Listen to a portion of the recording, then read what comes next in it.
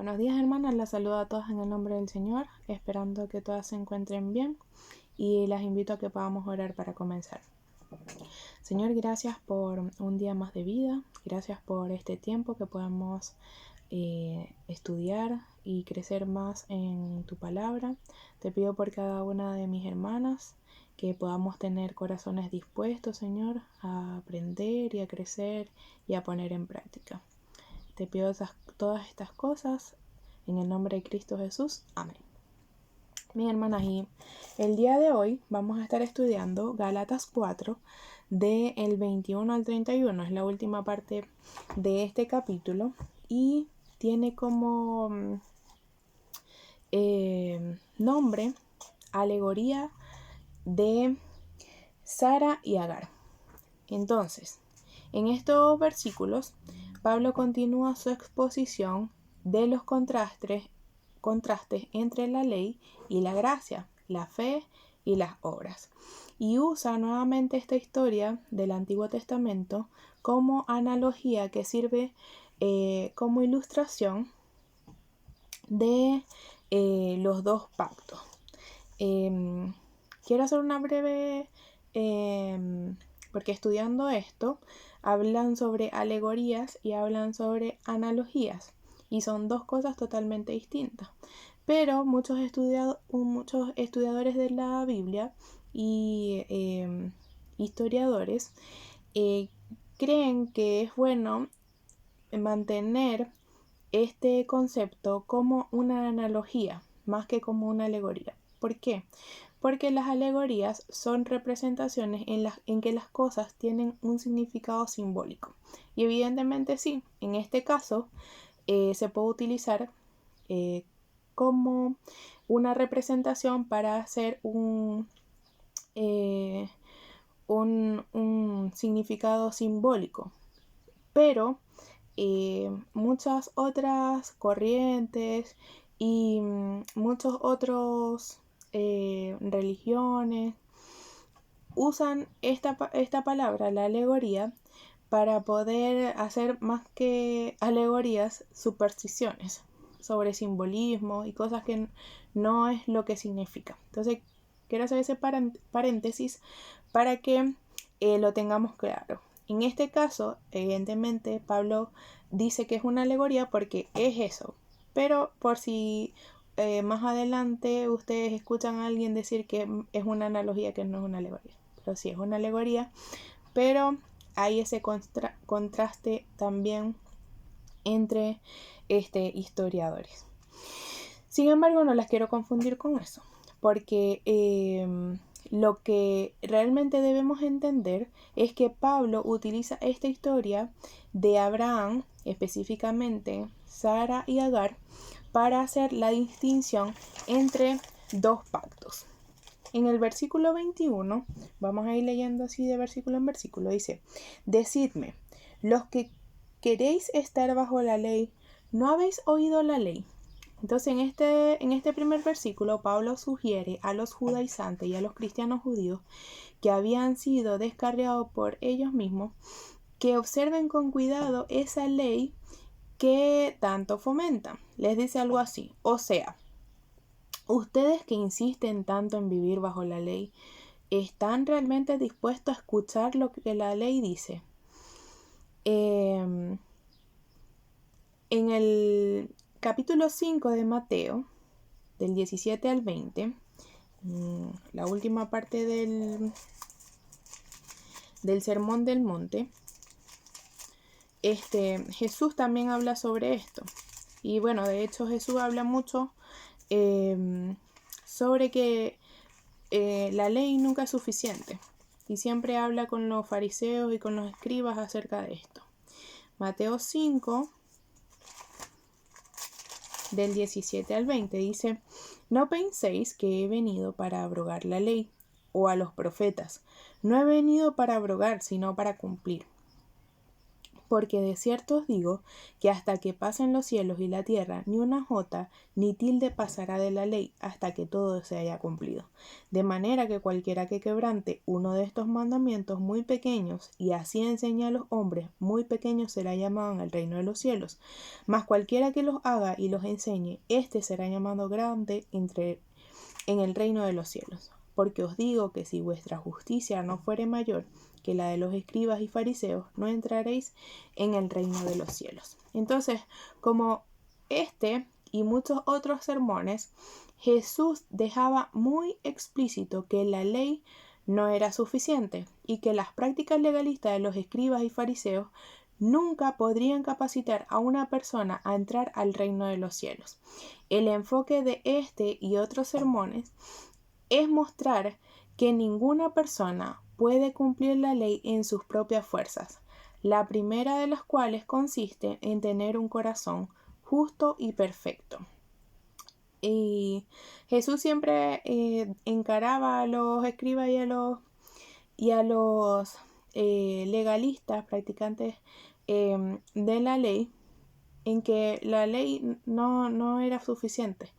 De hecho, también podemos ver otros versículos que por tiempo no los voy a leer, pero se los voy a decir. Mateo 5, versículo 6, versículo 8 y versículo 48, y Mateo 22, del 36 al 38. Son palabras que Jesús también utilizó para decir que la ley no era suficiente. Sigamos adelante. El versículo del 22 al 23 dice: porque está escrito que Abraham tuvo 2 hijos, uno de la esclava, el otro de la libre. Pero el de la esclava nació según la carne, mas el de la libre por la promesa. Aquí Pablo recuerda un trasfondo histórico con este pasaje de Abraham. Nos recuerda que Abraham fue el progenitor de toda la raza hebrea, pero el hecho de que ellos provenían de Abraham no les hacía justo delante de Dios. Es decir, todos los hebreos eran nacidos de Abraham, tanto los descendientes de Isaac como los descendientes de Ismael. Todos eran descendientes de Abraham por una parte, pero eso no los justificaba delante de Dios, porque la ley que ellos tenían que cumplir en ambos casos no los iba a justificar. En cambio, también podemos ver cómo hicieron la analogía hace unas semanas atrás, de que todos somos criaturas de Dios, somos creados por Dios, pero no todos somos hijos de Dios, porque la justificación que nos hace libres es a través de Jesucristo, a través de nuestra fe en Jesucristo. Otro de lo que recuerda Pablo es que Abraham tuvo esos 2 hijos y ellos se distinguen entre sí por varias cosas. Y la primera es que tuvieron madres distintas, una esclava y una libre. Entonces, Ismael es el hijo de Agar, la esclava, y su herencia fue perdición y servidumbre. Nació de la carne, y no porque haya sido algo físico, porque ambos, Ismael e Isaac, nacieron de manera natural, de manera física, sino que fue a causa, es decir, Ismael nació a causa de un artificio humano, motivado por los deseos egoístas de Sara y realizado por medios puramente humanos. Dios no mandó a Sara a que hiciera esto. Sara quería ayudar a Dios en la promesa que tenía para Abraham. Pero no era el objetivo de Dios que Ismael naciera de Agar. Dios había hecho la promesa a Abraham y se la iba a dar a través de Sara, no a través de Agar. Pero este hijo, Ismael, nació, pero con esfuerzos humanos. En contraposición, Isaac, que es el hijo de Sara, la libre, la herencia de él fue salvación y libertad. Nació por la promesa. Su concepción fue física también, porque sus padres estuvieron juntos también, pero a la misma vez fue sobrenatural, ya que el Espíritu Santo obró de manera milagrosa para capacitar a Sara y Abraham a fin de poder tener un hijo, a pesar de Sara haber pasado la edad propicia para poder concebir y haber sido estéril durante toda su vida. Podemos ver en Hebreos 11:11, dice: por la fe, también la misma Sara, siendo estéril, recibió fuerza para concebir y dio a luz aún fuera del tiempo de la edad, porque creyó que era fiel quien lo había prometido. Entonces, ahí podemos ver las diferencias entre estos dos descendientes de Abraham. Uno fue de manera sobrenatural, obró Dios de manera increíble, y el otro fue concebido por esfuerzos humanos, en este caso de Sara, que estaba histérica y estaba muy ansiosa por tener un hijo. Luego, en los versículos del 24 al 27 dice, lo cual es una alegoría, otra vez esta palabra. Pues estas mujeres son los dos pactos. El uno proviene del monte Sinaí, el cual da hijos para esclavitud. Este es Agar, porque Agar es el monte Sinaí en Arabia y corresponde a la Jerusalén actual, pues ésta junto con sus hijos está en esclavitud. Mas la Jerusalén de arriba, la cual es madre de todos, es libre. Porque está escrito, regocíjate, oh estéril, tú que no das a luz, prorrumpe en júbilo y clama, tú que no tienes dolores de parto, porque más son los hijos de la desolada que de la que tiene marido. Entonces, en estos versículos, Pablo explica que estas mujeres representan y son ilustraciones explícitas de los dos pactos. Entonces, evidentemente, sí es una alegoría. Agar e Ismael representan el pacto de la ley y las obras, mientras que Sara e Isaac el pacto de la gracia y la fe. Los descendientes de Agar e Ismael se radicaron en áreas desérticas al oriente y al sur de la tierra prometida. Imagínense, estaban tan cerca. Son conocidos ahora como árabes y su territorio fue Arabia, y es con ellos que comienza la enemistad árabe-israelí que continúa hasta hoy. Imagínense, esa decisión de Sara también todavía tiene secuelas en el mundo actual.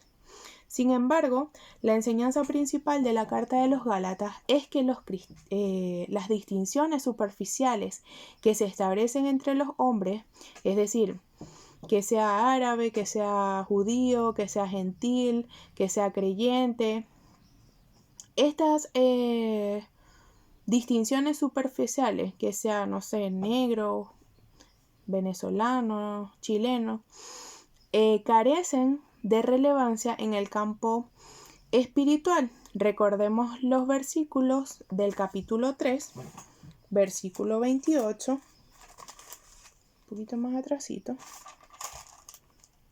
que dice, ya no hay judío ni griego, no hay esclavo ni libre, no hay varón ni mujer, porque todos vosotros sois uno en Cristo Jesús.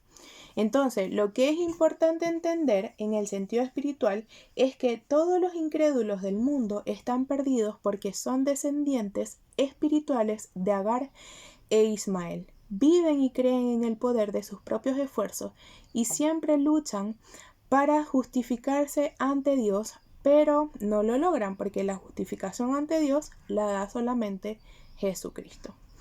Por otro lado, los descendientes de Sara, a través de Isaac, vivimos en una Jerusalén de arriba, como dice ahí el versículo, y somos libres porque ella es madre de todos nosotros. Vivimos por fe en la promesa de gracia que por Dios fue dada a Abraham y cumplida en su totalidad por Jesucristo. Recordemos Filipenses 3:20, un poquito más adelante. Filipenses 3:20, que dice, mas nuestra ciudadanía está en los cielos, de donde también esperamos al Salvador, al Señor Jesucristo. Nosotros, como habitantes de la Jerusalén celestial, somos libres de la ley, las obras, la esclavitud y la carne.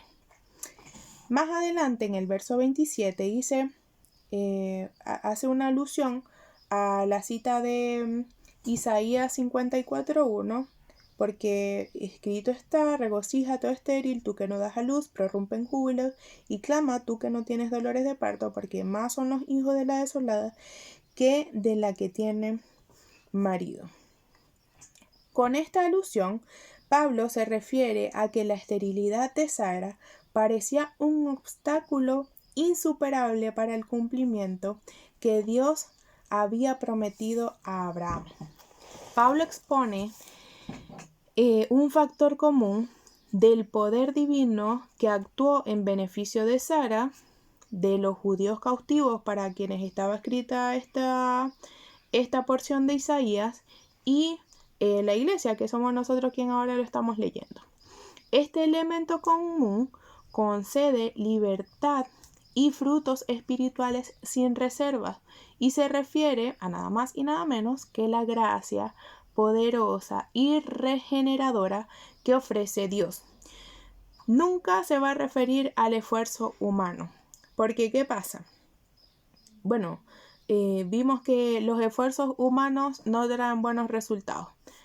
¿Qué pasó con Sara? Sara, en su desesperación, en su terquedad, en su incredulidad también por un momento,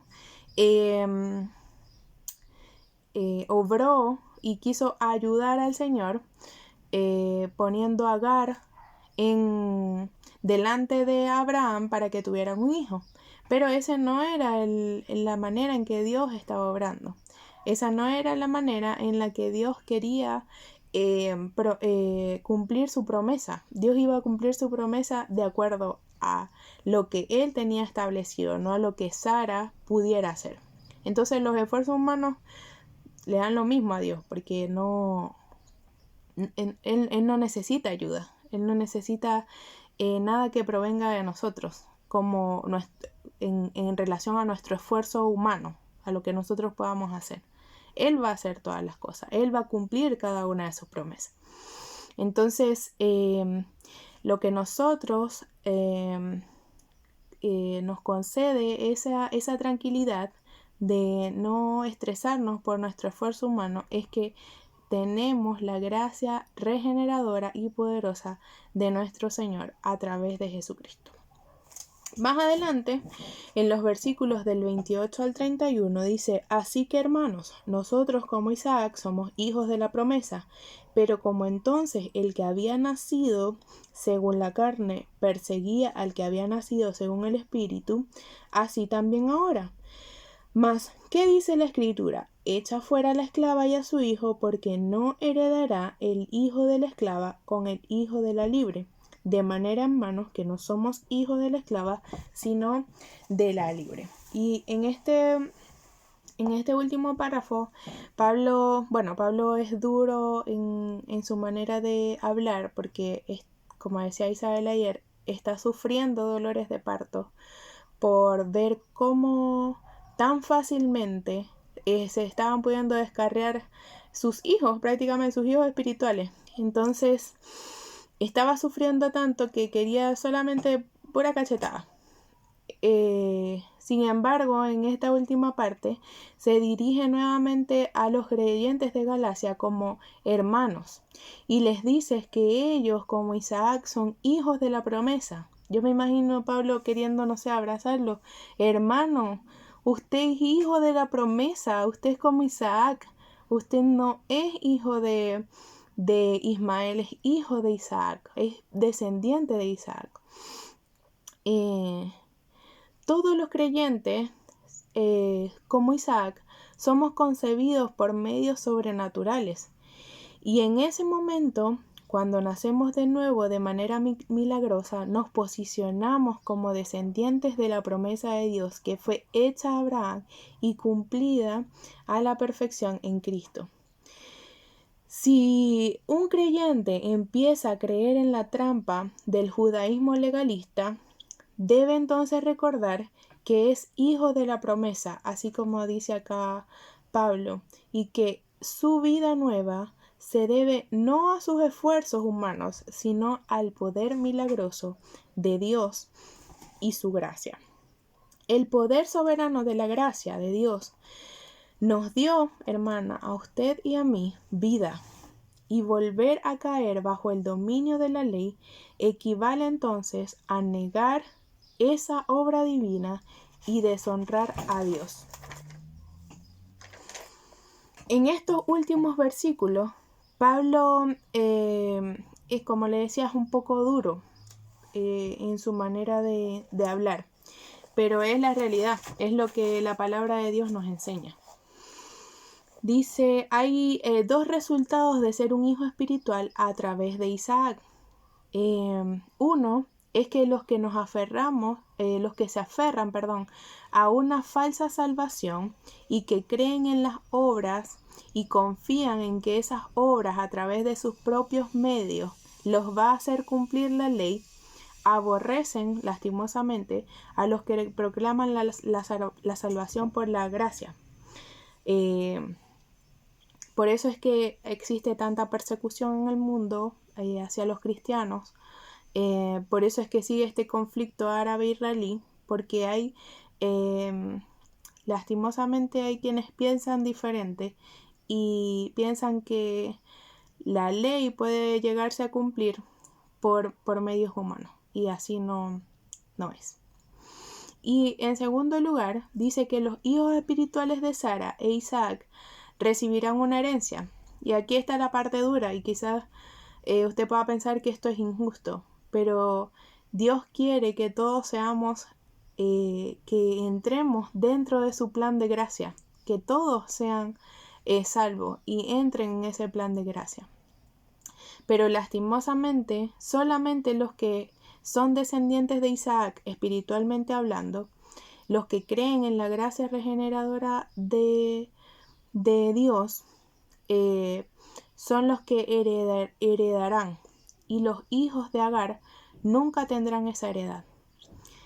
Así como Sara echó a Agar e Ismael de la casa de Abraham, asimismo serán echados los que no creen en la gracia de Dios. Nadie que esté fuera del pacto de la gracia recibirá herencia por parte de Dios. Y esto, hermana, así como hablaba Isabel ayer acerca del celo, nosotras debemos ser celosas. También lo decía la hermana Cecilia, acerca de que nosotras debemos ser celosas de la palabra de Dios, celosas en que esto que nosotras estamos estudiando, esta verdad maravillosa que nosotras tenemos, que otros también lo puedan conocer. Porque los que no estén dentro del pacto de la gracia, lastimosamente, no van a heredar. Y las voy a invitar a que leamos Mateo 7, del 22 al 23. Mateo 7, del 22 al 23.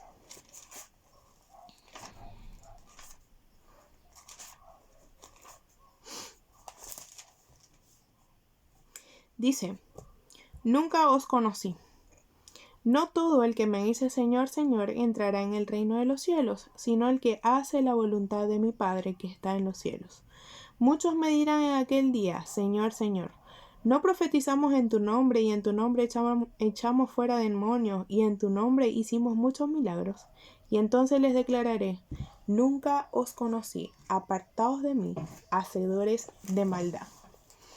Entonces, lamentablemente, hermana, hay muchas personas que piensan que sus actos, sus buenas obras, sus buenas actitudes, sus buenas acciones los van a llevar a Dios.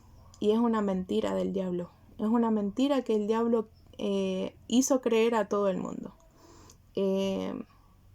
Pero no es eso lo que va a salvar o lo que nos va a hacer herederos y nos hace hijos de Dios, sino creer en que Jesucristo vino al mundo, murió por mis pecados y resucitó al tercer día, y con esa resurrección venció al mal y nos da a través de ese sacrificio vida eterna.